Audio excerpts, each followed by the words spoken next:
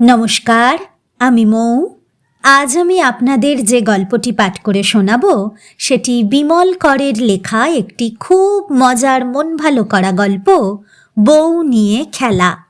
আশা করি গল্পটি আপনাদের ভালো লাগবে। আর যদি আমার গল্প পাঠ আপনাদের একটুও ভালো লেগে থাকে তাহলে অবশ্যই আমার গল্প পাঠের সঙ্গে থাকবেন। ধন্যবাদ।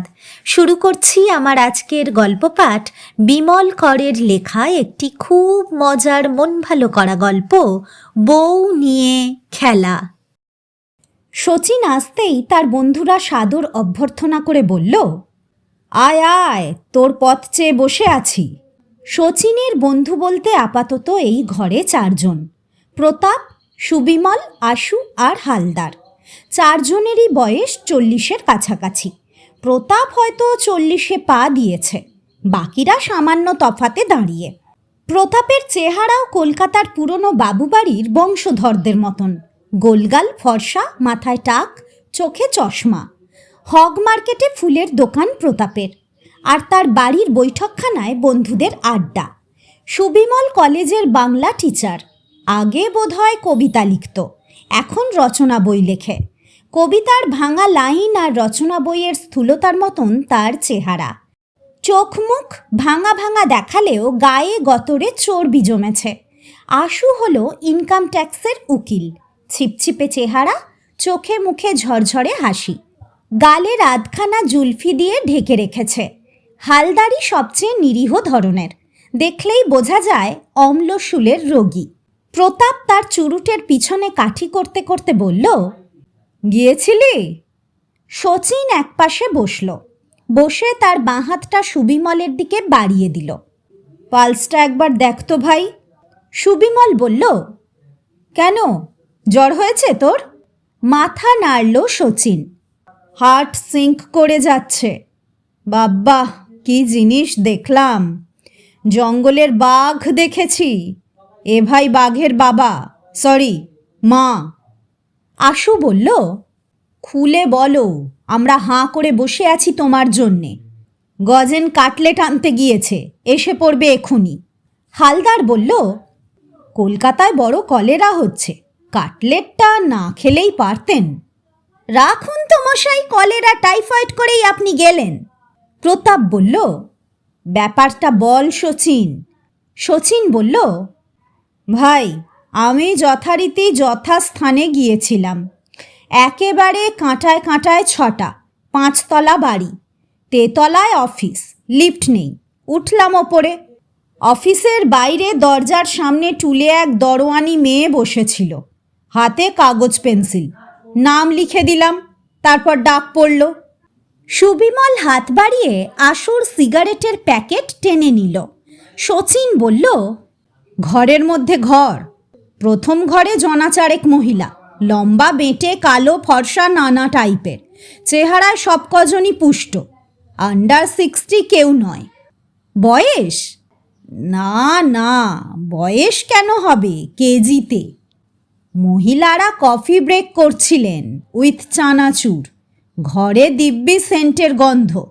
আমায় দেখে চোখে চোখে খেলা চলল, গলায় ব্লটিং চাপা হাসি। এমন সময়ে গজেন এলো। লম্বা চওড়া চেহারা, মাথায় চুল কোঁকড়ানো, পরনে পাজামা পাঞ্জাবি, হাতে কাগজের ঠোঙায় কাটলেট। প্রতাপ বলল, ডিস্টার্ব করবি না, বস। যা, কাটলেটগুলো তোর বৌদিকে দিয়ে আয় ভেতরে, চায়ের সঙ্গে দিতে বলবি। গজেন ভেতরে গেল, হাঁক মারল, আবার ফিরে এলো। শচীন বলল, ঘরের মধ্যে আর একটা ছোট ঘরে ঢুকে দেখলাম দারুণ ব্যাপার। মেঝেতে জুট কার্পেট, একপাশে ছোট সোফা, সামনে সেক্রেটারিয়েট টেবিল, ওপাশে বিশাল চেয়ার, এপাশে একটি মাত্র চেয়ার। ঘরের একদিকে এক ছোট আলমারি, গোটা 2 ছবি ঝুলছে। তুই বড় বেশি গৌরচন্দ্রিকা করছিস, সুবিমল বলল। শচীন বলল, গাছে না উঠে এক কাঁদি তো হয় না ভাই। ব্যাপারটা চোখে না দেখলে বুঝবে না, তবু মুখে বললাম। তা টেবিলের ওপাশে ছিলেন রেহান লাহিড়ী। রেহান পুরুষ মানুষ নাকি? আশু জিজ্ঞেস করল। না, মহিলা, লেডি, তবে পুরুষের কান কাটেন, একেবারে বয়কাট চুল, চোখের চশমা কালো কট দিয়ে বুকের কাছে ঝুলিয়ে রাখেন, মাঝে মাঝে পরেন চোখে, আবার ঝুলিয়ে দেন বুকের ওপর, চেইন স্মোকার, রোস্টেড টোবাকো বোধ হয়, যা গন্ধ। হালদার বলল, পরনে কি প্যান্ট? না, প্যান্ট নয়, অন্তত আজ প্যান্ট দেখলাম না, শাড়িই পরেছেন, তবে শাড়িটা নেহাত গায়ে জড়ানো, থাকে থাকে খুলে যায়। ব্লাউজ টাউজ ছিল না? আশু চোখ টিপে বলল, যেটুকু থাকার ছিল মিনিমাম। মুখে নো রংচং, হাতে ডবগা সাইজের ঘড়ি, গলায় এক পাথরের মালা। তা ওজন টোজন কেমন? প্রতাপ জিজ্ঞেস করল। মিনিমাম 75-80 কেজিও হতে পারে। বাপস, হাতি নাকি? আজ্ঞে না, উনি আদিতে ছিলেন রোহিণী, রোহিণী থেকে রেহান। সুবিমল দীর্ঘশ্বাস ফেলল।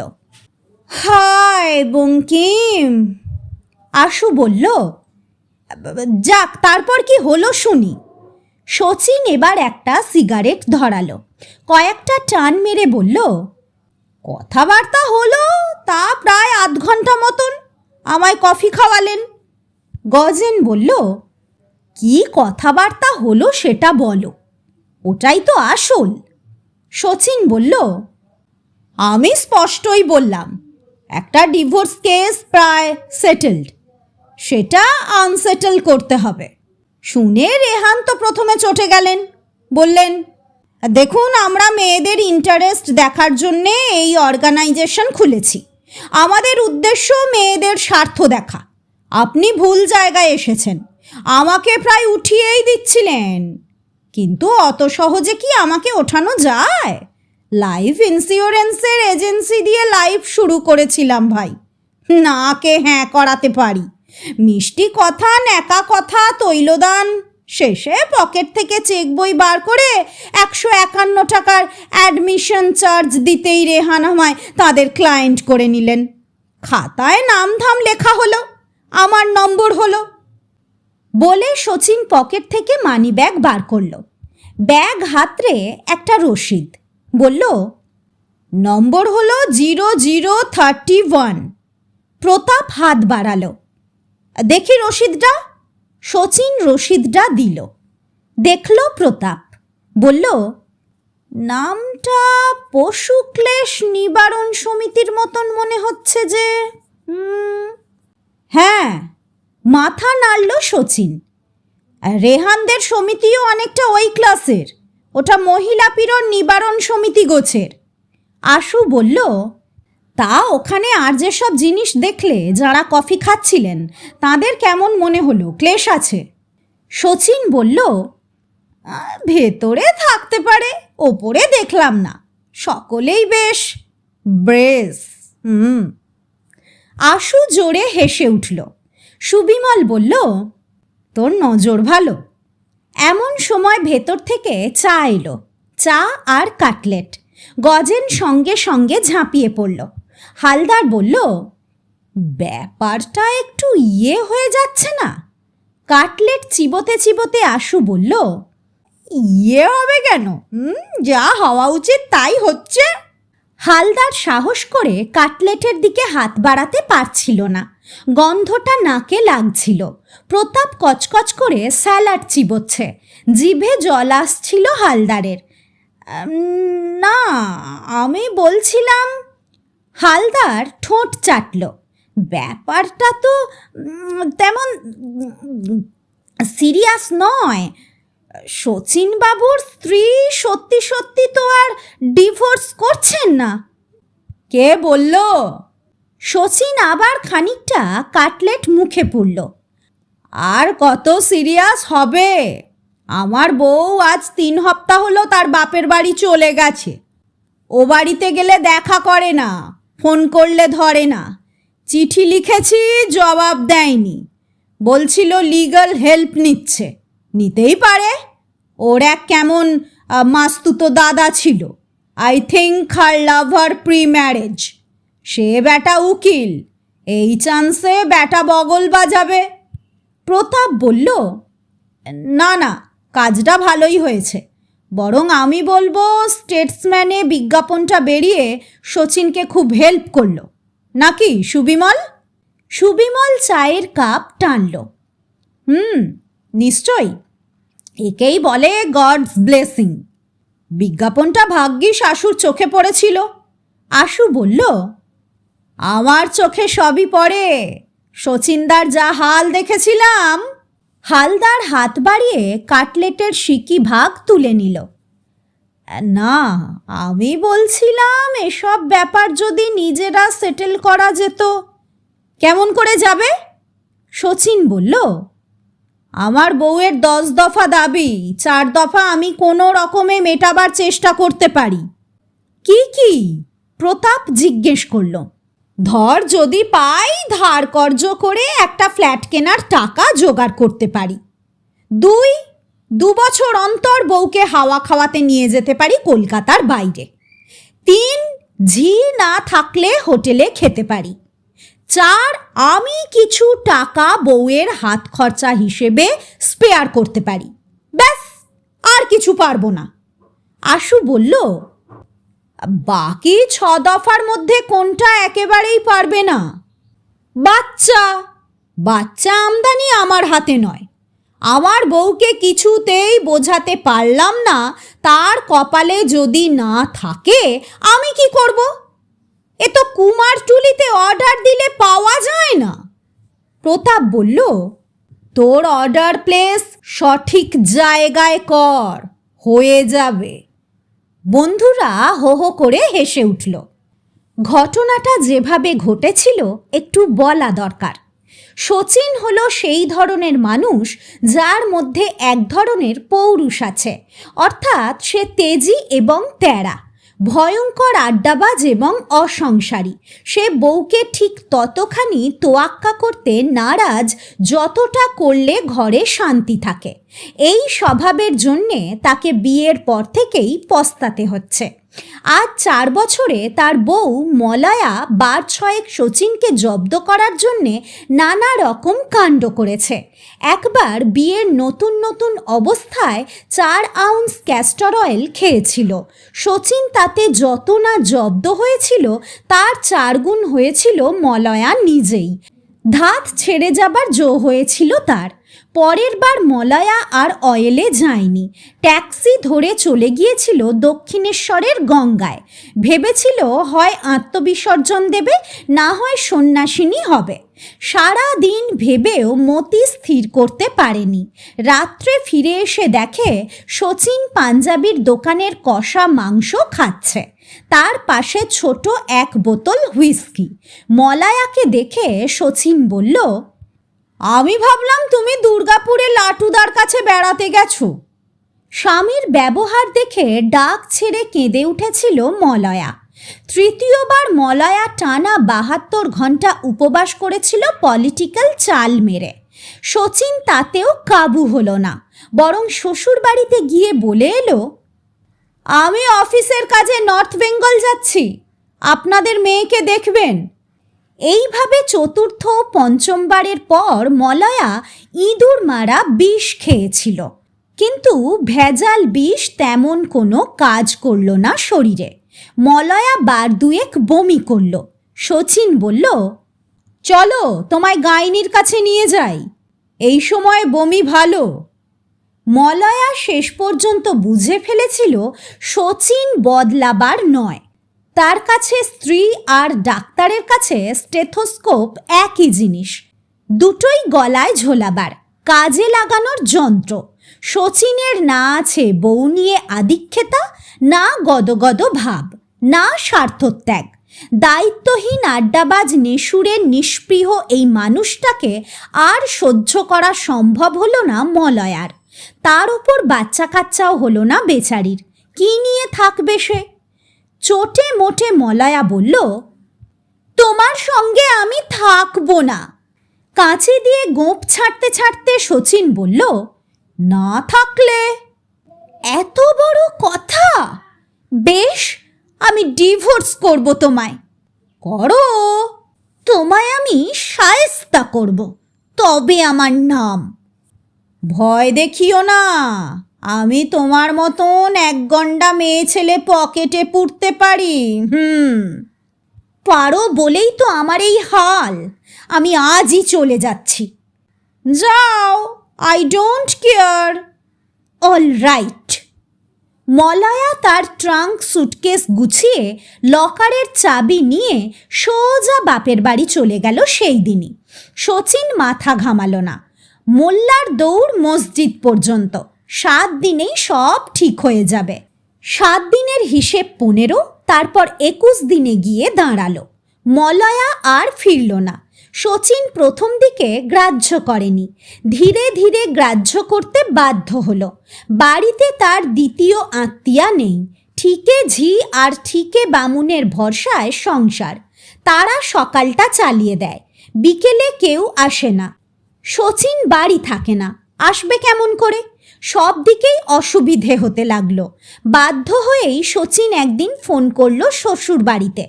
মলয়াই ফোন ধরেছিল। বলল, উকিলের সঙ্গে কথা হচ্ছে, কানুদা বলেছে সব ব্যবস্থা করে দেবে। আজকাল ডিভোর্স পাওয়া জল ভাত। তোমার সঙ্গে আমার কোনো সম্পর্ক নেই। শচীন বলল, বাহ, নেই মানে? তুমি আমার লিগাল ওয়াইফ? কানু দাদার বাড়ি পেয়েছে। আমি তোমার ওয়াইফ নই, লিগাল ঝি ছিলাম, আর থাকবো না। তুমি ছোট লোক শয়তান।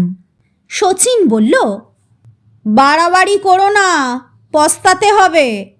তোমাকেও হবে। ফোন ছেড়ে দিল মলয়া।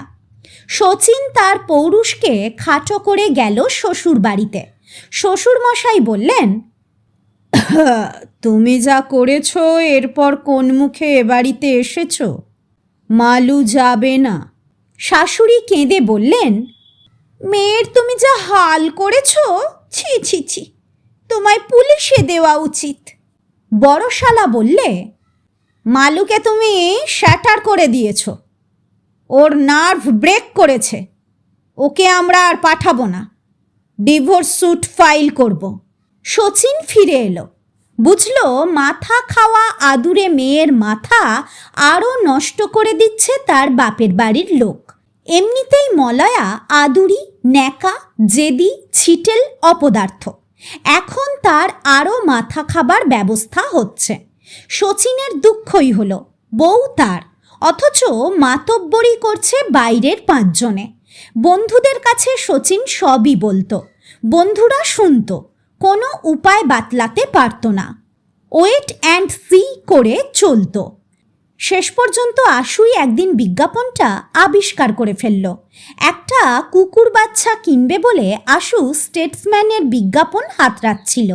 হঠাৎ চোখে পড়ল এক মজাদার বিজ্ঞাপন। আশুর মাথা বড় সাফ। সঙ্গে সঙ্গে বন্ধুদের কাছে চালান করে দিল কাগজটা। বন্ধুরা প্রথমটায় সন্দেহ প্রকাশ করেছিল। আজকাল নারী জাগরণের দিন, চতুর্দিকে হৈ হৈ চলছে। লিভ মুভমেন্ট, নারী বর্ষ, নানা ধরনের নারী সমিতি আসরে নামছে। তারা ভেবেছিল সেই রকম কিছু একটা হবে। এই সমিতি মেয়েদের নানান সমস্যা ও সামাজিক পীড়ন নিয়ে মাথা ঘামাবার জন্য তৈরি হয়েছে। তা হোক, কিন্তু ব্যাপারটা মেয়েদের। শচীনের মামলা তারা নেবে কেন? আশু বলল, কেন নেবে না? আরে কেস শচীনদার একলার নয়, সঙ্গে বৌদি আছে।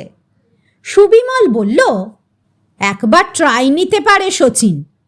নেয় নেবে, না নেয় না নেবে, ঘাড় ধাক্কা দিয়ে বার করে তো দেবে না।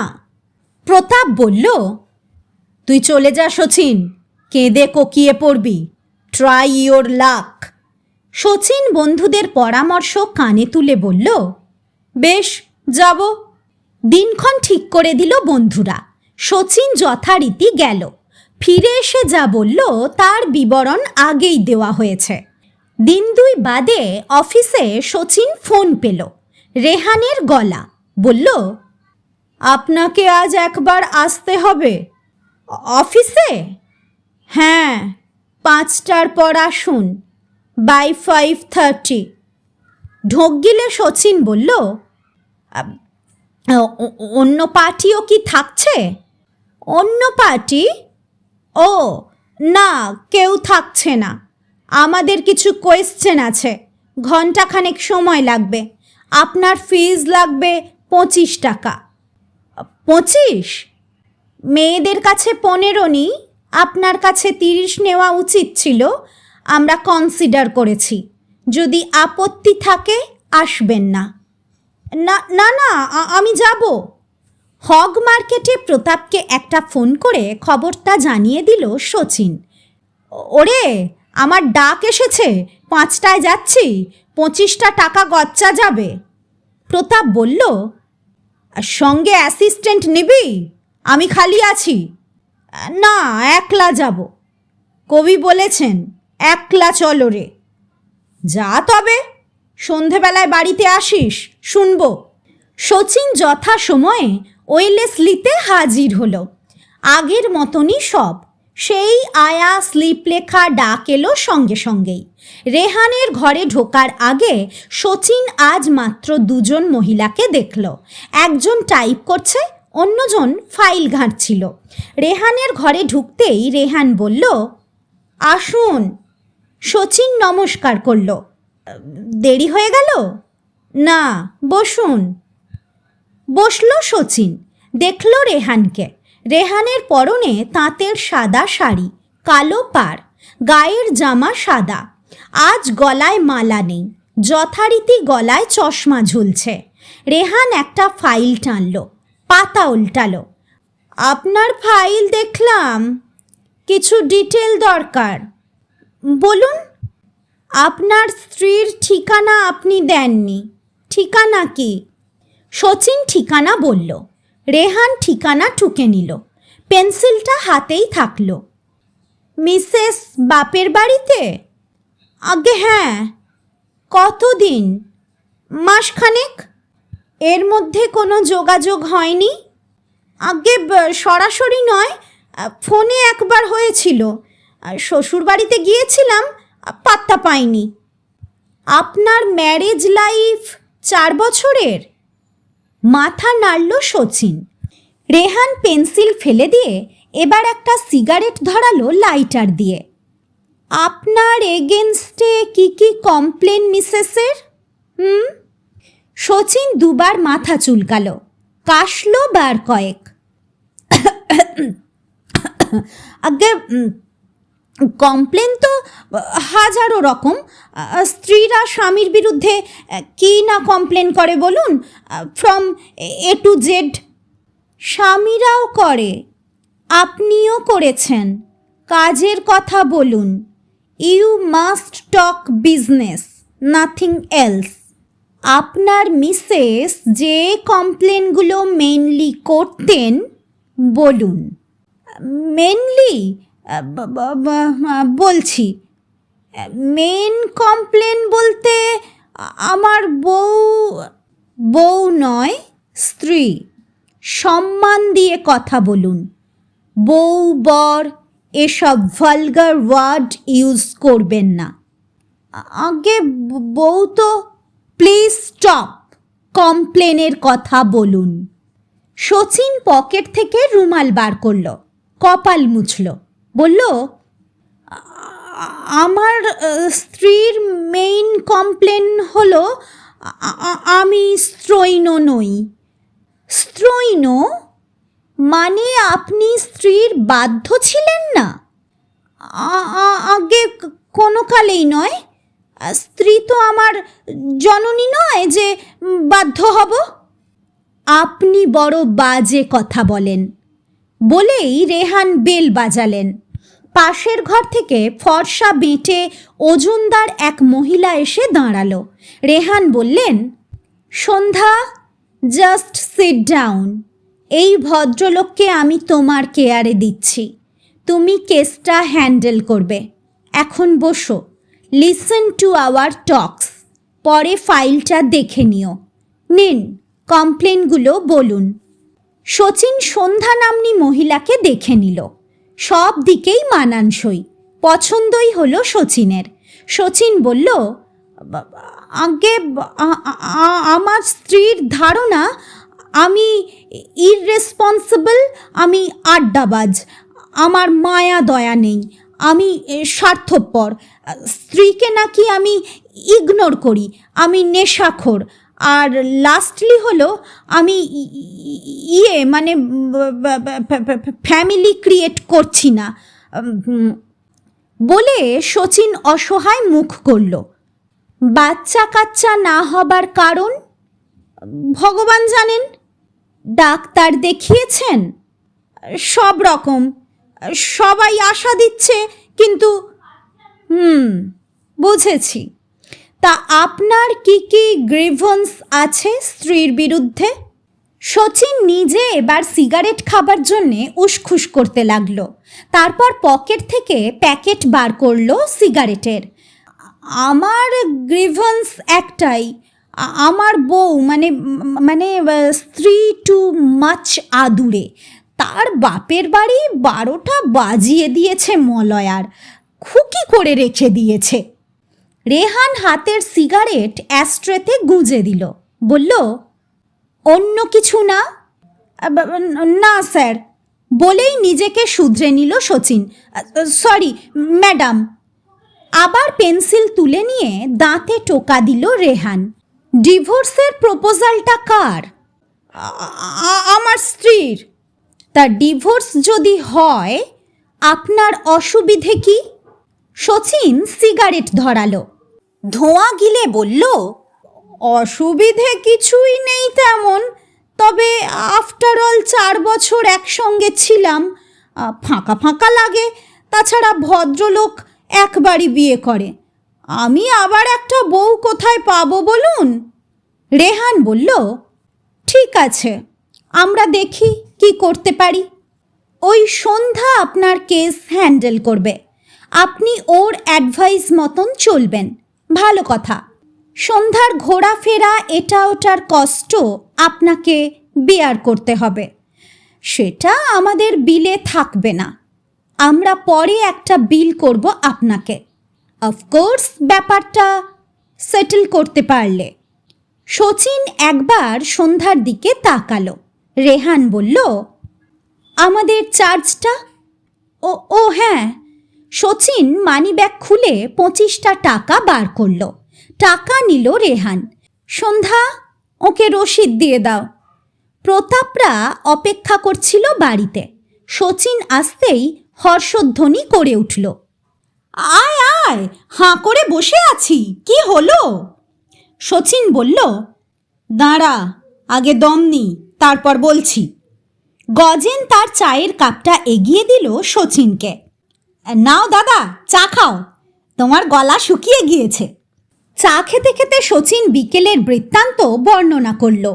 সব শুনে সুবিমল বলল, তোর তো ভালোই হলো রে, নাকের বদলে নরুন ফেলি, লেগে যা, উইশ ইউ বেস্ট লাক।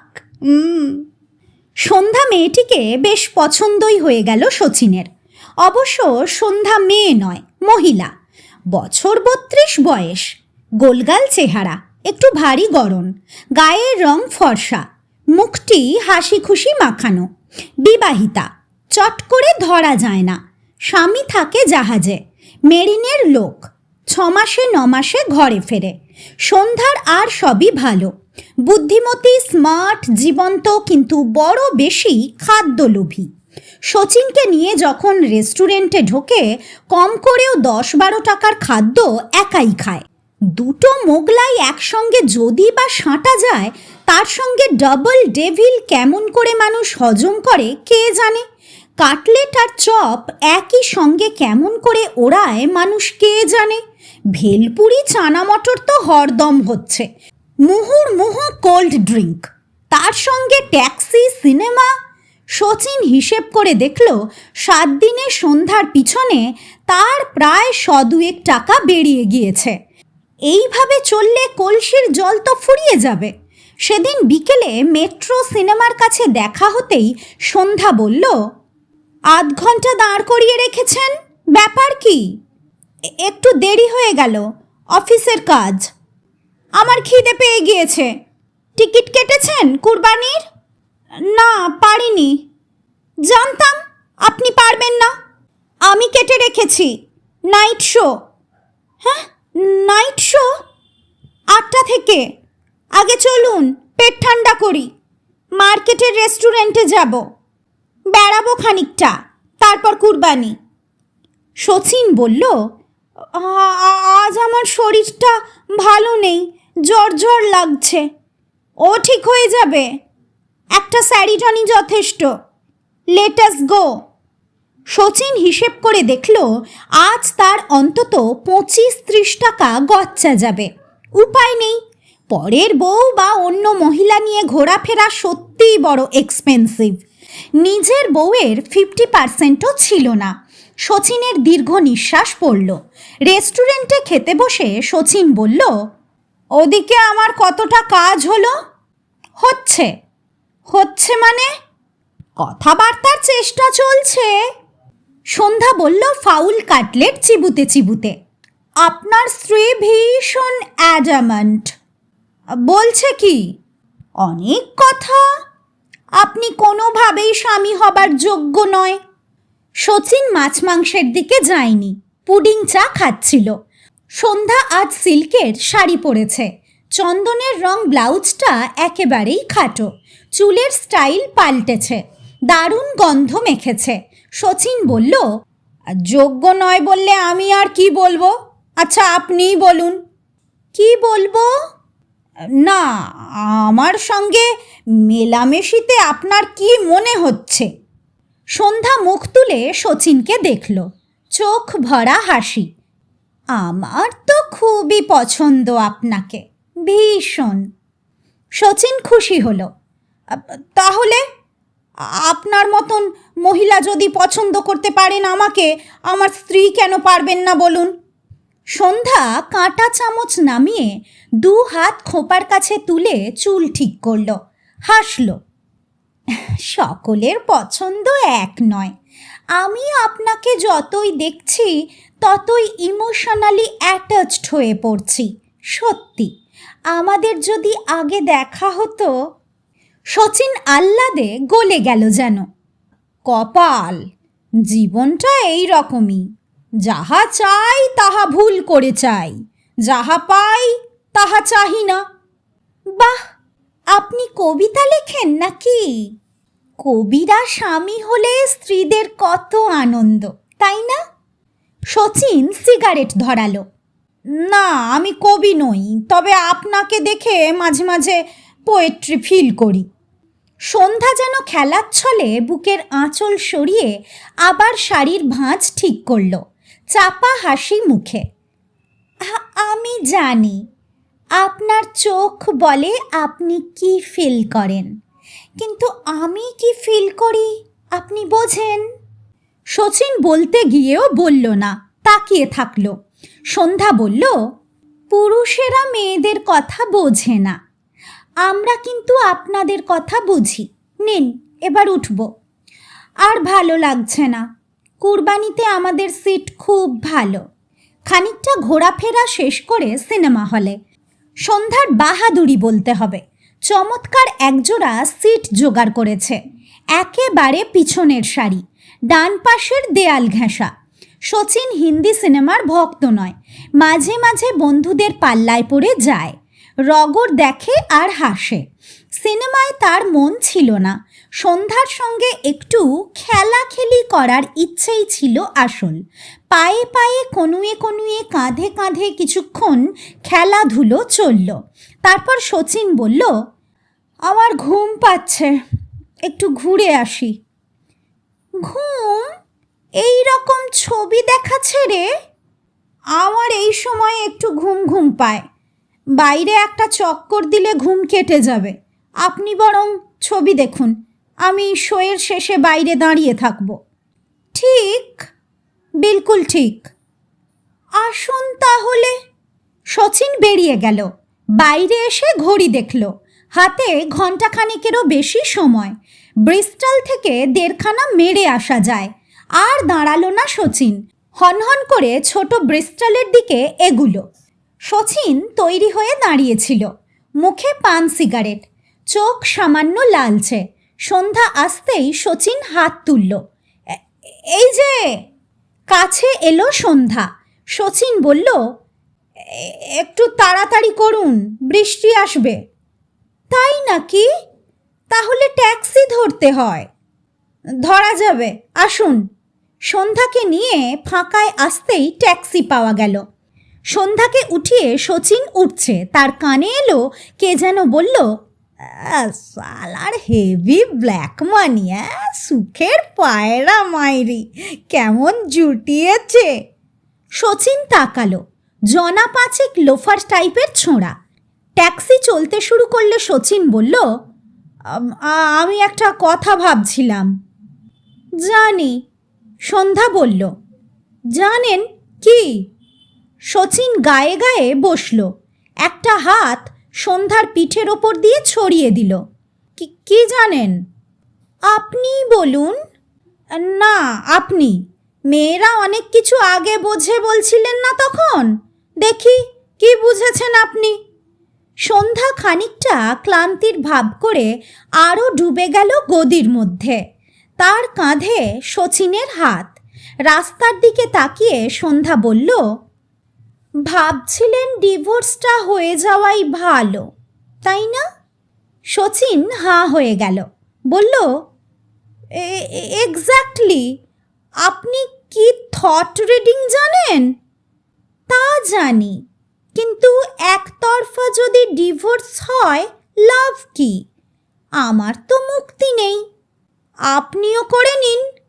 তারপর তো সবই সম্ভব, আমরা দুজনেই তখন মুক্ত। না বাবা, আমার অত মুক্ত থাকতে ভালো লাগে না। আহা, অত থাকবেন কেন? 2-1 মাস, তারপর আমরা যুক্ত হব। সন্ধ্যা শচীনের ঝোলানো এবং চঞ্চল হাত নিয়ে খেলা করতে লাগলো। মুখেই বলছেন, কাজের বেলায় তখন? না না, মুখে বলবো কেন, আমি মন থেকে বলছি। যা, মদ খেয়ে বলছেন। শচীন যেন বেজায় ধাক্কা খেল, বলল, মাত্র 1.5 খেয়েছি, এতে মাথা গোলমাল হয় না। যা বলছি একেবারে সজ্ঞানে। সজ্ঞানে কেউ বোকা কথা বলে না। সন্ধ্যা হাসল। মানে? আপনি আমার কেস ক্লায়েন্ট, আপনার পরামর্শ শুনতে গেলে আমার কি দশা হবে? রেহানদি তাড়িয়ে দেবে আমায়, আমার চাকরি যাবে। যাক, আমি চাই তোমার চাকরি যাক। কিসের পরোয়া তোমার? আমার সব কিছু তোমার। বলে শচীন সন্ধ্যার কোলের ওপর ঢলে পড়ল। সন্ধ্যা শচীনের মাথায় হাত বুলিয়ে বলল, তুমি একেবারে নেংটি মাতাল। আমার এই নেংটি মাতালদের ভালো লাগে না। একদিন ধেড়ে মাতাল হয়ে কোলে শুও, তখন কত আদর করব। নাও ওঠো, আর ন্যাকামি করো না। বলে সন্ধ্যা চুলের ঝুঁটি ধরে শচীনকে তুলে বসিয়ে দিল। জরুরি তলব রেহানের। টেলিগ্রাম হলে লেখা হতো, কাম সার্ভ। ফোনে রেহান গম্ভীর গলায় বলল, 6টায় আসুন, জরুরি দরকার। শচীন বেশ ভয় পেল। দিন 2 আর দেখা নেই সন্ধ্যার। হয়তো অসুখ বিসুখ করেছে।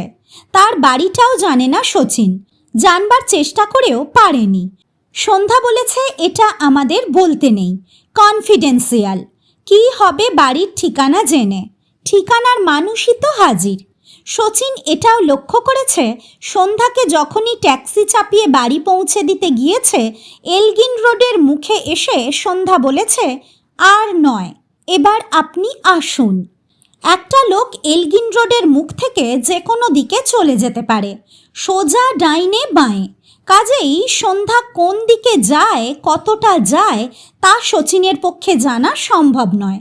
শচীন ভাবল প্রতাপকে একবার ফোন করল না, করে লাভ নেই। ঘড়িতে 6টা বাজার আগে আগেই শচীন রেহানের অফিসে গিয়ে হাজির। অন্যদের দেখল, সন্ধ্যাকে দেখতে পেল না। রেহানের ঘরে ঢুকতেই দেখল রেহান একেবারে সার্কাসের ড্রেস পরে বসে আছে। প্যান্ট গেঞ্জি ধরনের জামা, হাতে সিগারেট। শচীন প্রথমেই কেমন ভড়কে গেল। বসুন। বসল শচীন। রেহান টেবিল ল্যাম্পটা নিভিয়ে দিল।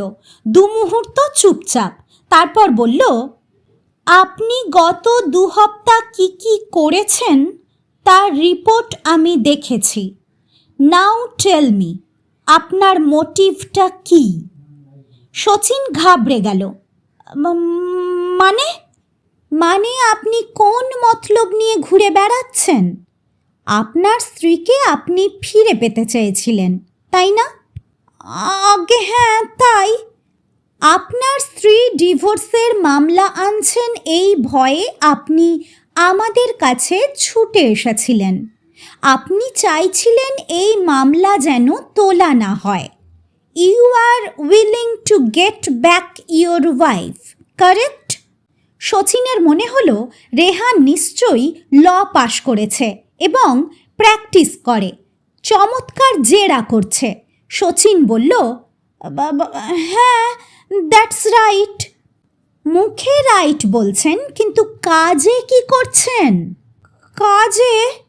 কেন, কাজে কি করব? I did nothing. মিথ্যে কথা বলবেন না। বলেই রেহান ফট করে টেবিলের ফোরিং টাইপের বাতিটা জ্বেলে দিয়ে হাতের কাছের ফ্ল্যাট ফাইল তুলে নিল। ফাইলটা তুলে নাচাবার ভঙ্গি করল, যেমন করে লোকে হাতের চাবুক নাচায়। এখানে আপনার ডে টু ডে অ্যাক্টিভিটি লেখা আছে, নিন দেখুন। রেহান ফাইলটা ছুঁড়ে দিল, দিয়ে ল্যাম্পটার মুখ ঘুরিয়ে দিল। Read it. শচীন রীতিমতো ঘাবড়ে যাচ্ছিল। ফাইলটা খুলে নিয়ে পাতা উল্টালো। পাতা উল্টে শচীন অবাক। সন্ধ্যা প্রতিদিনের রিপোর্ট পেশ করেছে বেশ গুছিয়ে। এরকম রিপোর্ট সামারি পেলে অফিসের বড় কর্তারা নিশ্চয়ই খুশি হতেন। কখন কোথায় দেখা হলো, দেখা হবার পর কোথায় যাওয়া হলো, কথাবার্তা কি হলো, কেমন খাওয়া দাওয়া হলো, তার সমস্ত বিবরণ সংক্ষেপে লেখা। শচীন এর কোনোটাই আপত্তিযোগ্য বলতে পারে না। দেখলাম, কিন্তু আপনি যে বলেছেন আমি কিছু করেছি, কই এখানে তা লেখা কোথায়? রেহান আবার একটা সিগারেট ধরালো। করেননি? না। আপনি শেষ রিপোর্টটা দেখেছেন? চোখ বুলিয়েছি। দুজনে মিলে নাইট শোয়ে সিনেমা দেখতে গিয়েছিলেন? গিয়েছিলাম। শচীন সাহস সংগ্রহের জন্যে একটা সিগারেট ধরালো। সিনেমা হলে আপনি, কি বলবো, সন্ধ্যার হাত টাত কাঁধ ধরেছিলেন? ধরাধরির কি আছে মশাই, উনি টিকিট কেটেছিলেন নিজে, সিট দুটো ভালো ছিল।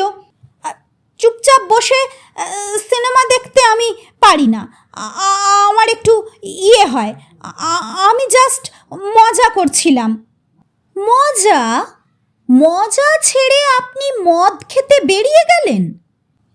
মজা ঠিক মতন করতে না পারলে বোর করে। আমার হাই উঠছিল, ঘুম পাচ্ছিল, সামান্য খেতে বেরিয়েছিলাম। রেহান হাত বাড়ালো, ফাইলটা ফেরত নেবে। সিনেমা থেকে বেরিয়ে ট্যাক্সিতে আপনি যা সব কাণ্ড করেছেন তা থেকেই বোঝা যায় আপনি তো একটা যাচ্ছে তাই ধরনের মানুষ। শচীন চুপ করে থাকলো 2 মুহূর্ত, তারপর বলল, কাণ্ড কিছুই করিনি, মানে তেমন কিছু করেননি? You are a damn liar. সন্ধ্যার হাত ধরে কি সব বলেছিলেন?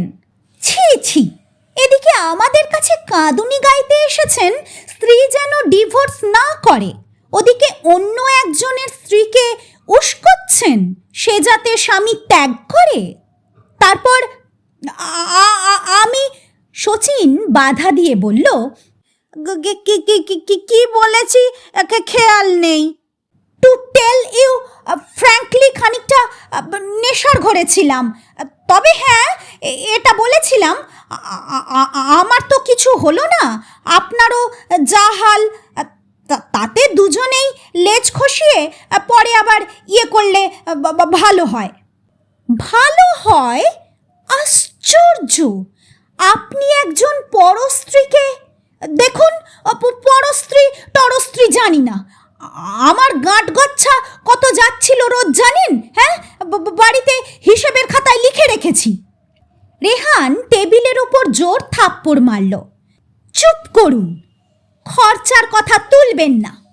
আপনাকে বলাই হয়েছিল সন্ধ্যার প্রফেশনাল এক্সপেন্সেস আপনাকে দিতে হবে, আপনি রাজি হয়েছিলেন। শচীন মাথা কাত করল। হয়েছিলাম, তা বলে এত খরচ? হ্যাঁ মশাই, খাওয়ার শেষ নেই। হ্যাঁ, একদিন 14 টাকার খাবার একাই খেতেন উনি, তার উপর সিনেমা, ট্যাক্সি চড়ে হাওয়া খাওয়া। আমাকে ফতুর করার জন্যে আপনি এই জিনিসটি আমার ঘাড়ে চাপিয়েছিলেন। তা আমি দেখলাম পয়সা যখন যাচ্ছে তখন আমি বা একতরফা খরচ করে যাই কেন শুধু শুধু? কিছু রিটার্ন তো দরকার। রেহান বিকটভাবে চিৎকার করে উঠল। রিটার্ন? দাঁড়ান, রিটার্ন দেখাচ্ছি। বলতে বলতে রেহান ঘন্টি টিপল। ও ঘর থেকে একজন এসে দাঁড়ালো। সন্ধ্যাদের আসতে বলো। শচীন কেমন ঘাবড়ে গেল। যা চলে, সন্ধ্যাও আছে তাহলে? কোথায় ছিল সন্ধ্যা লুকিয়ে? শচীন তো দেখতে পায়নি। রেহান হাত বাড়িয়ে ল্যাম্পটা টেনে নিজের দিকে করে নিল। শচীন বলল, একটা কথা বলবো। বলুন। আমি আপনাদের ऐसा প্যাঁচে পড়েছিলাম যে প্যাঁচ কেটে বেরুবার উপায় পাচ্ছিলাম না, ইচ্ছে করেই ওসব করেছি। আমরা আপনাকে প্যাঁচে ফেলেছিলাম? দারুণ প্যাঁচে ফেলেছিলেন। বউ ফিরিয়ে দেবার লোভ দেখিয়ে এক্সপ্লয়েট করছিলেন আপনারা। শচীনের কথা শেষ হলো না। দরজা খুলে সন্ধ্যা এলো, সঙ্গে আর এক মহিলা। শচীন তাকিয়ে দেখল, তারপর তার ধাত ছেড়ে যাবার জো। মলয়া, একেবারে জল জ্যান্ত। শচীনের গলা শুকিয়ে গেল। রেহান সন্ধ্যাদের দেওয়াল ঘেঁষা সোফায় বসতে বলল, তারপর শচীনের দিকে তাকালো। আপনি বলছিলেন আমরা আপনাকে প্যাঁচে ফেলেছি। তা খানিকটা ফেলেছি অবশ্য। যে রিপোর্টগুলো আপনি দেখলেন তার একটা করে কপি আমরা সব সময় আপনার স্ত্রীকে পৌঁছে দিয়েছি, to inform her about your misdeeds. Sachin ঘামতে লাগলো। হে তো সর্বনেশে জায়গা রে বাবা। রেহান সন্ধ্যাদের দিকে তাকালো। মলয়াকে বলল, ভাই, এবার আমি তোমাকে ওই স্বামী নামক মানুষটির কিছু কথাবার্তা শোনাবো। Please listen. বলে রেহান কোথায় একটা কল টিপল। তারপর শোনা গেল শচীনের গলা। শচীন চমকে উঠেছিল। তারপর বুঝতে পারল রেহান আজকের কথাবার্তা কায়দা করে টেপ করে নিয়েছে। টেবিল ল্যাম্পটার দিকে তাকালো শচীন। তার একবারও মনে হয়নি ওটা শুধু বাতি নয়, আর এক গ্যাঁড়া কল। রেহানের টেবিলের আড়াল থেকে টেপ বাজতে লাগলো, আর শচীন বসে বসে ঘামতে লাগলো। শেষকালে টেপ শেষ হলো। একেবারে চুপচাপ। রেহান বলল, ভাই মলয়া, এই তোমার স্বামী। নিজের কানেই সব শুনলে। তুমি কি ওর কাছে ফিরে যেতে চাও, নাকি ডিভোর্স স্যুট ফাইল করবে? আমরা তোমার তরফে সাক্ষী দিতে পারি, রেডি ডকুমেন্ট আছে। সন্ধ্যা বলল, আমি কোর্টে আরও অনেক কিছু বলবো।